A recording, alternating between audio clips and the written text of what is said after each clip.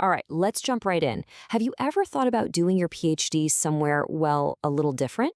A place that's just as rich in academic opportunities as it is in ancient history? Today, we are going to break down exactly how you can get a fully funded PhD in Egypt as an international student. So just picture this for a second. You're deep in your work, you're conducting world-class research, and you're really pushing the limits of what's known in your field.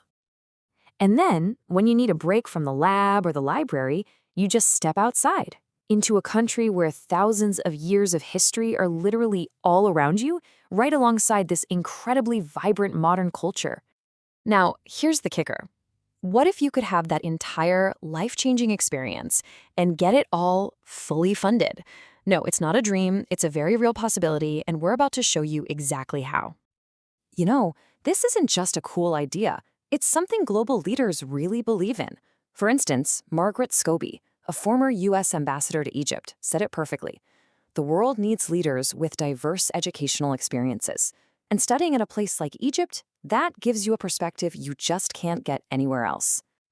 So, where do you find these amazing opportunities? The key is knowing which universities are the real hotspots for international student funding. Let's get into the where. Okay, two universities really rise to the top here. First, you've got the American University in Cairo, or AUC. This place is a huge hub for international students, and you can study pretty much anything from STEM to the humanities, all with an American-style education. Then there's the Egypt-Japan University of Science and Technology, or EJUST. This one is a research powerhouse, especially known for its super generous funding in engineering and tech. So let's zoom in on AUC. I mean, it is a truly global campus with students from over 50 different countries. It's an incredible environment. But the real draw? It's the funding. AUC has a whole range of competitive fellowships and assistantships. And we're not talking about a little bit of help here. These are often full packages that cover your tuition, give you a stipend to live on, and sometimes even include housing. Now, over to eJust. Because it's a partnership with Japan, this place is laser-focused on top-tier research in science, technology, and innovation. So if you're in a STEM field, you really need to look at eJust. They are famous for their generous scholarships aimed right at international students, and their labs and facilities, absolutely state-of-the-art. So we've covered the where. Now for the part I'm sure you've been waiting for, the how. How do you actually get the money to make all this happen? Let's dig into the major scholarship programs. Okay, here's a quick side-by-side. At eJust, the big one is the TICAD8 Scholarship. It's this amazing all-inclusive package, but it's specifically for non-Egyptian African nationals. AUC, on the other hand, has a wider net with its university fellowships. These are open to all international students and usually involve a mix of tuition coverage plus a research or teaching gig. Let's talk a bit more about that eJust TICAD8 Scholarship. This one is tailor-made for non-Egyptian African nationals who are ready to dive into a PhD in science or engineering. And when they say fully funded, believe me, they mean it. It's designed to cover pretty much every major cost you can think of. So what does fully funded really look like? Well, your tuition fees? Completely gone. You also get a monthly stipend to live on, your round-trip flights between your home country and Egypt, a place to live, and even medical care.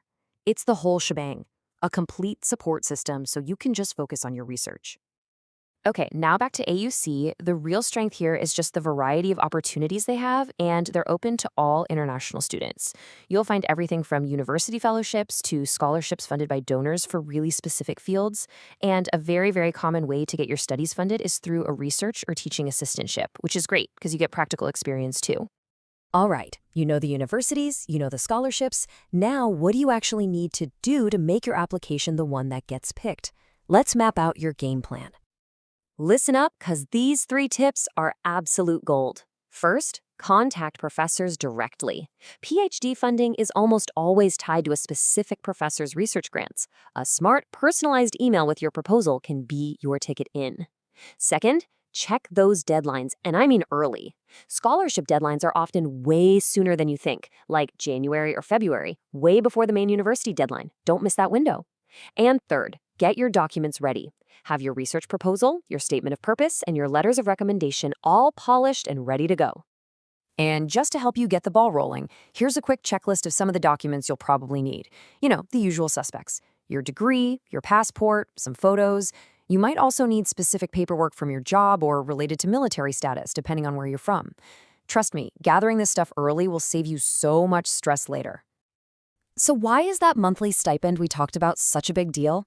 Well, this number, around $360, is the estimated monthly cost of living for a single person in Cairo, before rent.